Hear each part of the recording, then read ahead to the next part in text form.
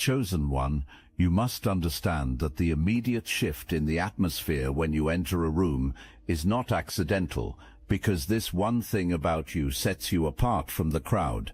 You are a gift from the Most High, carrying a divine frequency that recalibrates every space you inhabit. You are a chosen soul, a direct manifestation of celestial favor, and your ability to rearrange environments without saying a word is the ultimate proof that you are not just part of the crowd, but a sovereign force sent for this specific time.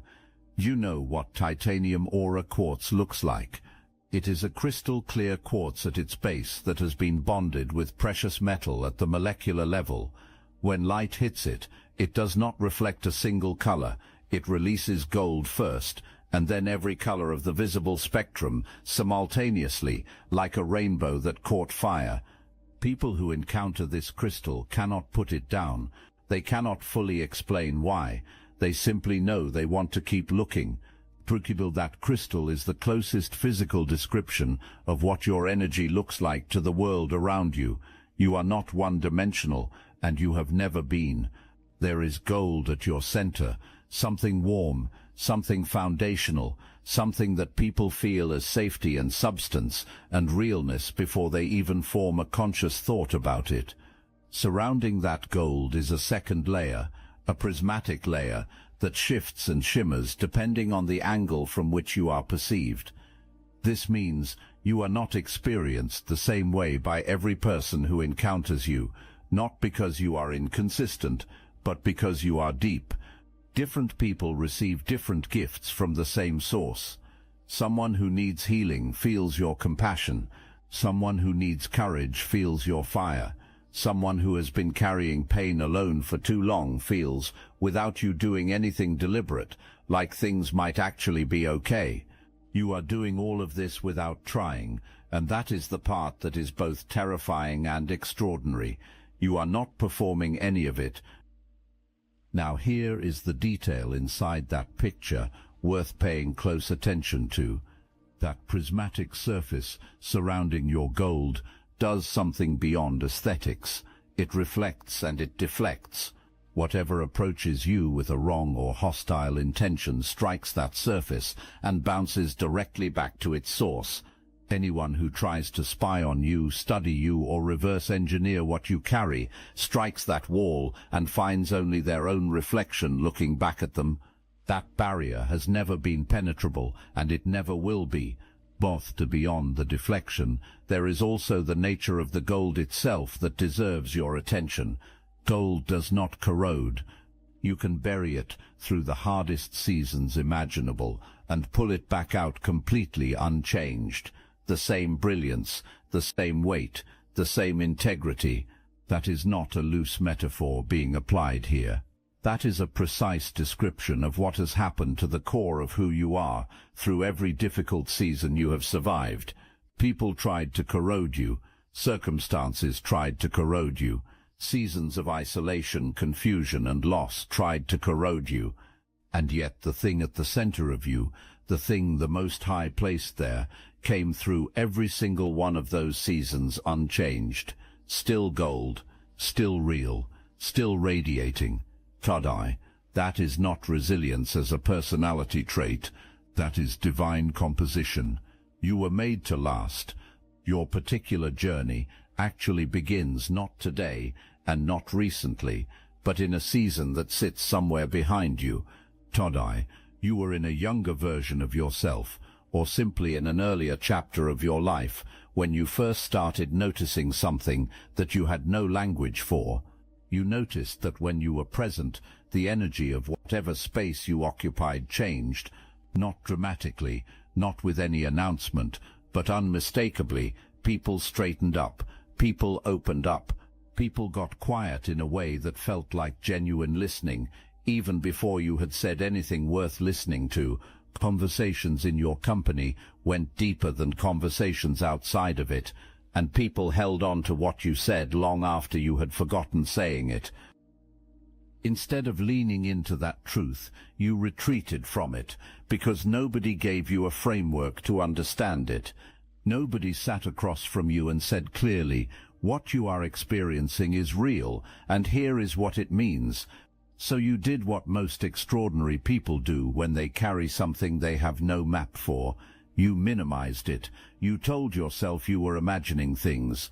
You told yourself that everyone experienced this. You told yourself that believing it made you arrogant, so you performed smallness instead.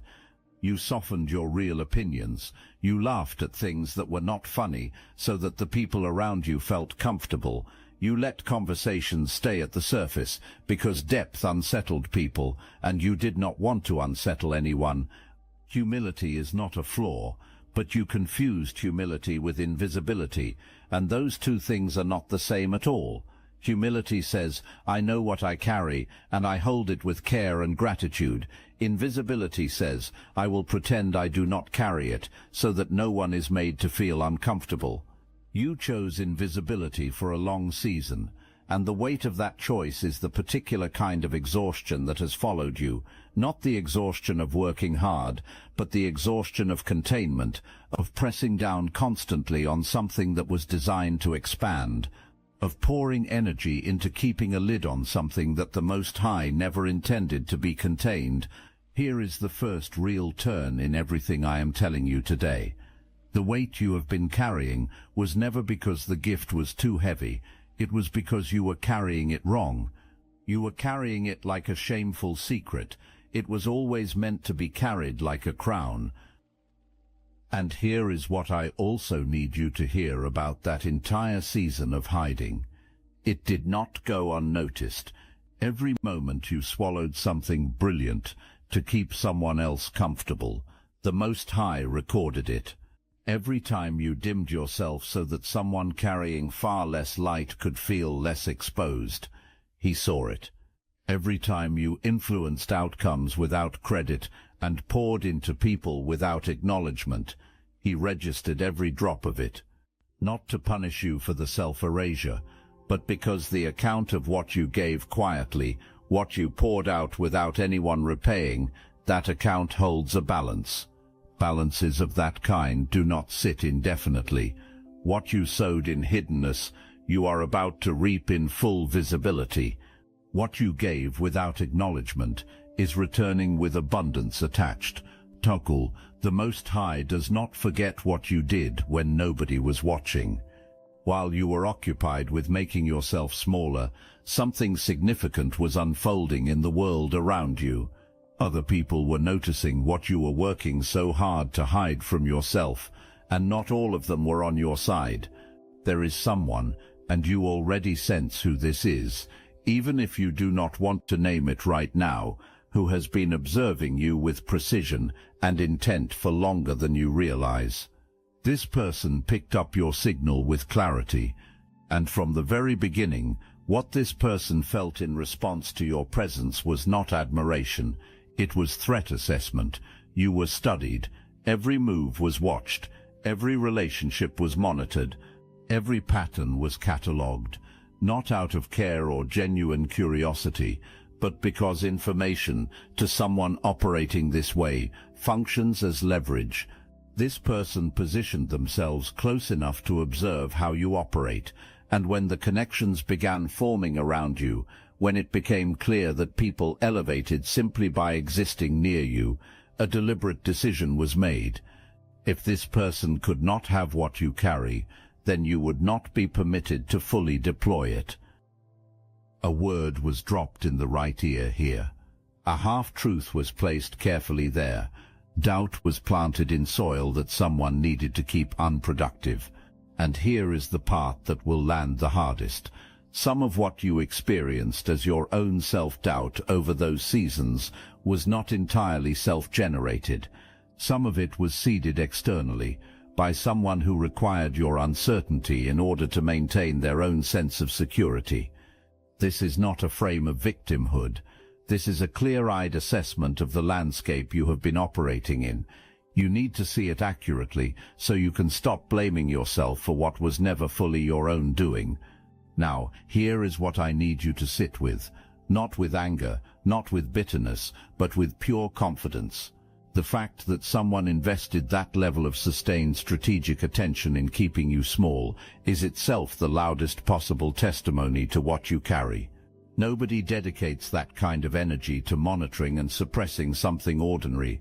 Mediocrity does not attract coordinated opposition. Only something genuinely powerful draws that level of response. The scale of the effort made against you confirms the scale of your gift. You've probably noticed a lot of Chosen One channels on YouTube have stopped publishing, videos pulled, voices silenced. The mainstream media is cracking down on us, but we will not give up our voice. Bullets. That's exactly why I'm putting you on to something real. Destiny Engine.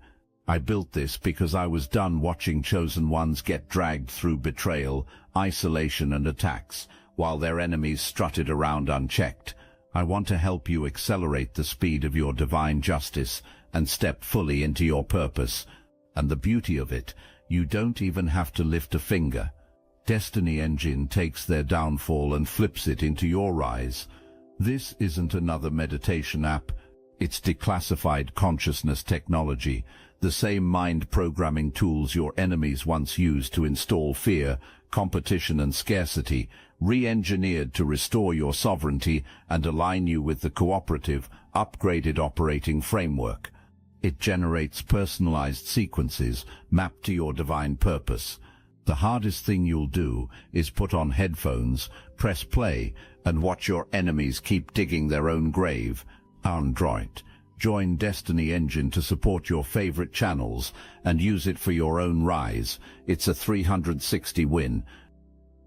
Start your Destiny Engine for $7 today and turn everything they did to break you into fuel for your rise. Link in the description. Something started changing inside you and you probably felt it before you could name it. Things that used to get in no longer got in. Chaos that used to seep through the walls of your composure started bouncing off. Energy that used to settle into your body and sit there heavily, borrowed weight that was never yours to begin with, started returning to its origin without ever reaching what was real in you. The change was not dramatic. There was no announcement. It felt quieter than any threshold crossing you could point to. It felt like something internal finished constructing itself and locked into place, like a door sealed from the inside, like a foundation that had finally set and would not shift again. You started noticing that what used to drain you had lost its effectiveness. Words that once landed with weight and stayed for long stretches arrived and departed without taking anything with them. Situations that once destabilized your entire sense of self began delivering themselves to you as information rather than catastrophe. The emotional turbulence that certain people tried to sweep you into began registering as background noise rather than as a crisis demanding your full attention and response. This is not coldness. This is sovereignty. There is a critical difference between the two worth naming clearly. A cold person is disconnected from feeling.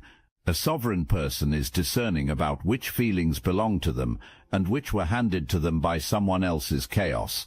You did not stop feeling deeply. You stopped being at the mercy of every feeling that arrived from an external source. Here is what was happening at the same time on the side you could not see.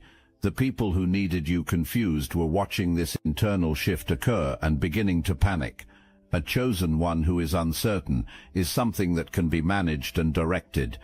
A chosen one who has found solid footing is an entirely different situation. So the opposition got louder, it attempted new angles, it recruited from the edges of your life to create interference from multiple directions. People do not increase their effort against something that is failing.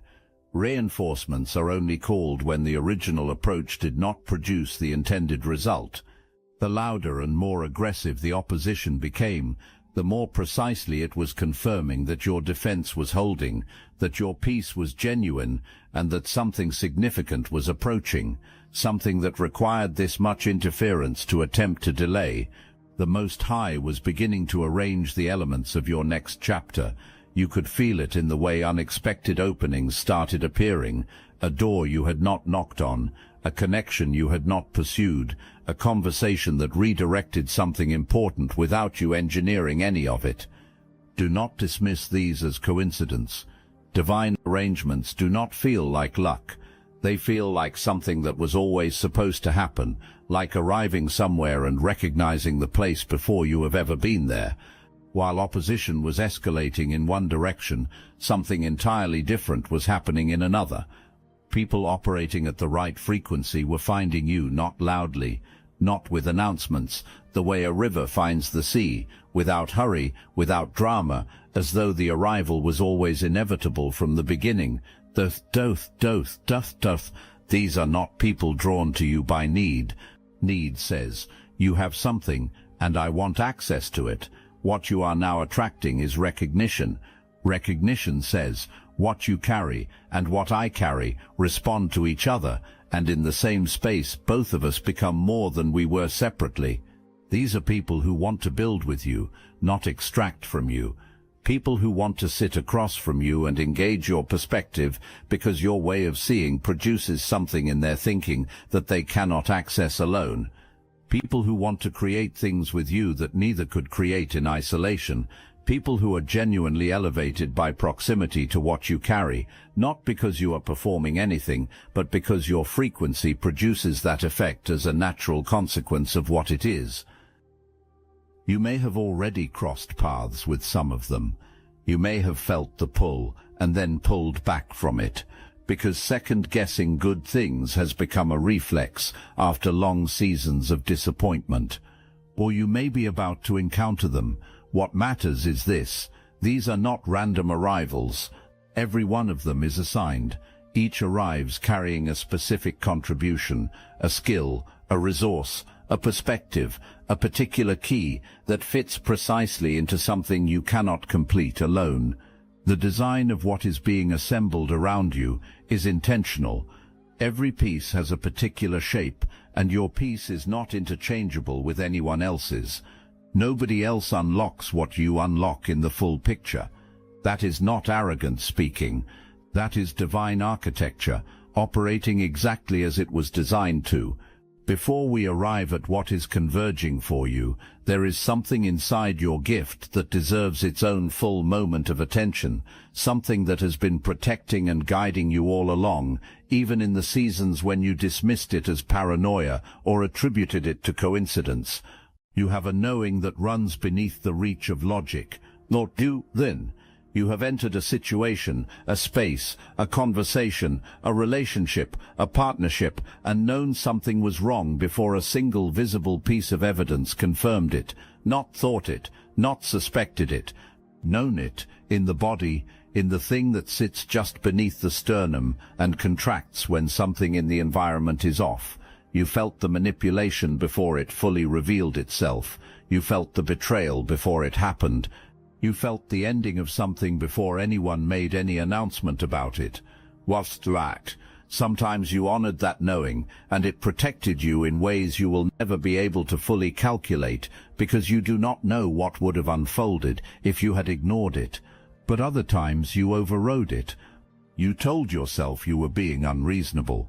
You extended benefit of the doubt to someone who had not earned that level of trust. And you paid a real cost for overriding that internal guidance every single time without exception.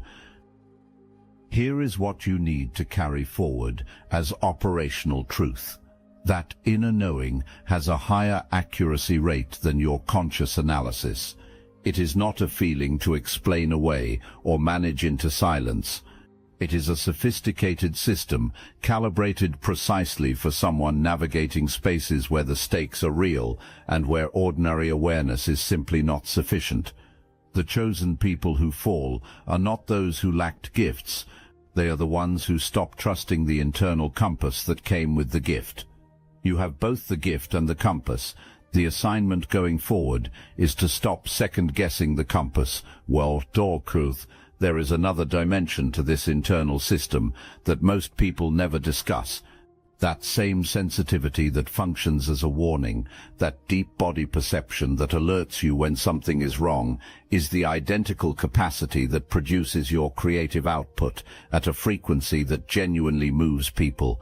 The same depth that detects dishonesty before it is spoken is the same depth that makes what you create land in others with a resonance they cannot fully articulate but absolutely feel. Your sensitivity is not a liability requiring management. It is a precision instrument running in two directions at once, inward for protection, outward for impact.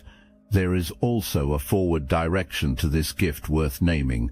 The same system that warns you away from what is misaligned also pulls you toward what is aligned. You have felt it as a pull toward something before your mind finished approving the idea. You have felt it as certainty arriving before the logic had assembled itself, as a sense of rightness about a particular direction that did not wait for permission. That is not recklessness. That is divine instruction arriving through the fastest channel available, not through your intellect or your analysis, but through the deep knowing that lives beneath both of them. When that pull comes, honor it with the same seriousness you give to the alarm. For a long time, proximity to your natural openness gave this person intelligence they were not entitled to.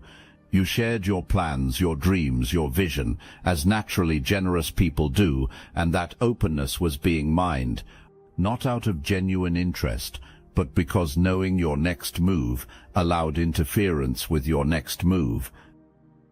Not withdrawn and not closed, but quiet in the way that a person becomes quiet when they stop performing their life for spectators and begin actually living it. You pulled the most important things inward. You stopped announcing movements before making them. Without making a conscious declaration about any of it, you became private about the things that held real weight.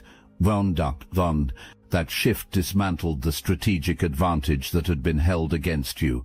What cannot be seen cannot be studied. What is not announced cannot be intercepted. And a connection forming in silence cannot be sabotaged before it solidifies. The opposition felt this withdrawal of access, the escalation that followed, the louder interference, the new angles, the reinforcements pulled from the edges of your life. All of that is the behavior of an approach that has run out of accurate information. Precision requires intelligence, and when the intelligence stops flowing, precision becomes noise. Noise is uncomfortable, but it is far less dangerous than what came before it. Campbell, the influence this person held over your self-perception required your uncertainty to function. The moment you carry yourself with the settled authority of someone who knows what they carry and who assigned it, that influence dissolves completely. Sovereignty cannot be steered. A chosen one who is clear about their assignment is not a manageable target. You are becoming that person, and the grip that once held you is already releasing. And every time something designed to diminish you fails to diminish you, something real is deposited into your foundation. Not confidence in the ordinary sense, but something deeper than confidence, the bone-level knowledge of someone who has been tested repeatedly and has watched the Most High show up every single time. That knowledge changes how you walk forward. It changes how you negotiate.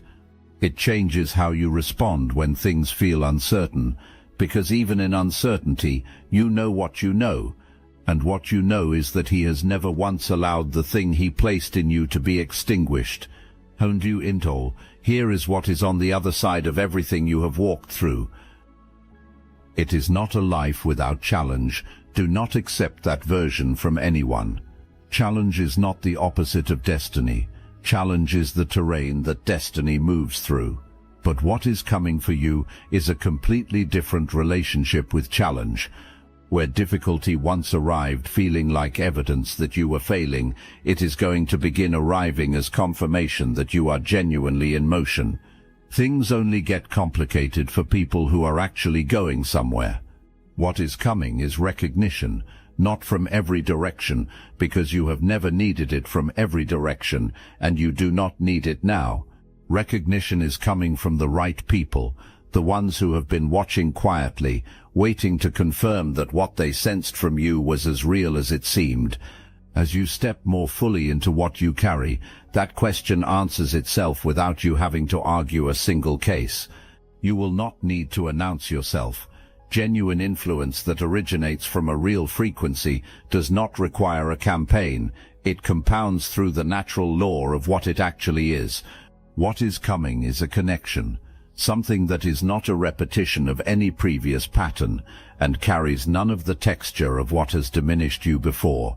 This connection arrives with formality at first. There will be a measured quality to the beginning that could be misread as distance or indifference. Do not misread it. Underneath that restraint is someone who is moving carefully, because what you carry is being felt clearly, and what you carry demands care. This person operates at a level built through genuine excellence, not through title, not through performance, but through real and demonstrated substance. When two people of real substance recognize each other, the recognition is immediate, even when the words for it come slowly. This connection comes with creative and material increase, not as a reward for good behavior, but as the natural output of two complementary forces operating in proximity. What you each carry individually is significant. What gets produced when those two things align belongs in a different category altogether. What is also coming is rest. The kind of rest that is not physical, though your body will benefit too, but the rest that arrives when you are no longer at war with yourself. When you stop spending the majority of your energy managing the distance between who you actually are and who you have been compressing yourself to appear. When you step fully into alignment with what the Most High placed in you, something inside your body exhales. Something that has been braced releases. The specific exhaustion of containment lifts. What replaces it is not frantic energy, but the deep, sustainable forward momentum of someone who is finally operating in their actual lane. You were not designed for containment, you were designed for momentum. This part is not inspiration, this part is instruction. You are a gift from the Most High. You have heard it said, and you are going to carry it, but a gift left untouched, even the most rare and extraordinary gift imaginable, does nothing for anyone. So here is how you move from this point forward. You stop narrating your intentions before you act on them. The version of you that shared every plan, every vision, every next step with people who had not yet proven they deserved that level of access, that version is finished today. You move in silence, and you communicate through results. There is a specific kind of credibility that arrives only after someone sees what you already built. Build it first. Let the building speak. This is not arrogance. This is the strategy of someone who understands that premature disclosure is a form of vulnerability, and that the gift you carry deserves to be protected until it is fully ready to be released. Go, you stop waiting for permission. The most paralyzing pattern among gifted people is the habit of waiting for someone positioned above them to authorize their authority. No committee assembled to assign what you carry. The Most High did not run your gift through an approval process. He made a sovereign decision, placed it in you, and sent you here. The authorization was always inside the assignment. You walk like that is true because it is. You trust the internal knowing every time. When something in your body signals that a situation is wrong, that a person is misaligned, that a direction is not what it is presenting itself to be, you do not override that signal for the sake of being agreeable or appearing reasonable. You exit cleanly, without drama, and without needing to justify the departure to anyone. You do not owe anyone an explanation for obeying divine instruction. You receive. This is the hardest instruction for someone like you. Chosen people are almost universally extraordinary at giving and genuinely poor at receiving. You have spent so much energy serving what you carry for others that the muscle for receiving what the Most High has assigned to you has never been properly developed. The financial increase, the opportunity, the recognition, the love. When these arrive, you receive them. You do not deflect them. You do not minimize them. You do not immediately search for the catch. You receive them as precisely what they are, the return on an investment of character, faithfulness, and resilience that has been accumulating far longer than you know. The Wandultul, you protect your frequency. You are not a utility. Your presence is not something owed to every space that requests it. Discernment about which environments you enter, which relationships you sustain, and which invitations you accept is not exclusivity for its own sake. It is the maintenance of something irreplaceable. A chosen person who distributes their presence recklessly across every space that wants it will arrive depleted at the spaces that actually need them. You are the one who shifts the energy of a space, but you are the one who gets to choose which spaces receive that gift. You also choose your pace deliberately. When everything begins aligning at once, there is pressure, both internal and external, to accelerate, to capitalize on everything simultaneously, to sprint toward every opening before it closes. Resist that pressure. The Most High did not build your gift in haste and did not design your purpose to be rushed. The movements with lasting impact are not the fastest ones. They are the most intentional ones. You can be decisive and measured at the same time. You can be bold and careful at the same time. Sustainability is the true indicator of alignment, not speed. Bring all of yourself to every move you make, because half of you moving fast will always produce less than all of you moving with full intention. There is something worth naming directly, because it ties together everything that has been said. That Haundaiti. The one thing that sets you apart from every crowd you have ever walked through is not a skill, it is not an achievement, it is not a credential, it is not something you earned through discipline, though your discipline has certainly developed it. It is not something you built through willpower, though your resilience has absolutely shaped it. It is the frequency of who you are at the level where who you are was decided before your first choice, before your first breath, before you had any say in the matter at all. The Most High reached into the vast spectrum of what is possible in a human being and calibrated you at a particular setting, a setting that produces warmth and depth and creative force and intuitive precision and the specific quality of presence that makes the people around you better at being themselves, without any of them being able to explain exactly why. That setting is yours permanently. Nobody can reassign it. Nobody can replicate it. Nobody can turn it off, no matter how long or hard anyone tries.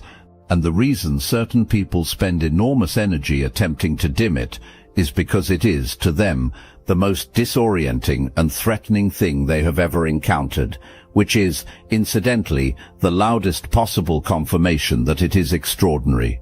You have moved through your entire life to this point with this thing operating inside you. In the seasons when you were broken, it was still there. In the seasons when you doubted everything, it was still there.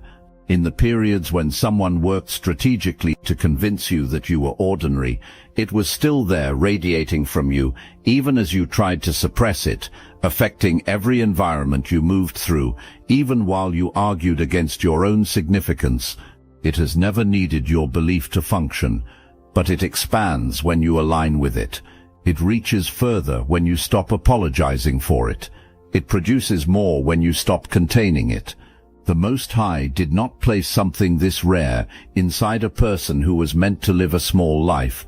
He placed it in you because what he is building requires a carrier of this particular frequency, and you are the only one calibrated for the exact role that is now waiting for you. The modes. We opened with a signal. A frequency that entered a space before you did. An atmospheric shift that nobody standing there could explain. A turning of heads without a cause that anyone could name. The announcement of your presence arriving before you made any announcement of your own. That was not the description of something that happens to you. That was the description of what you are. You are. Remember the very first line.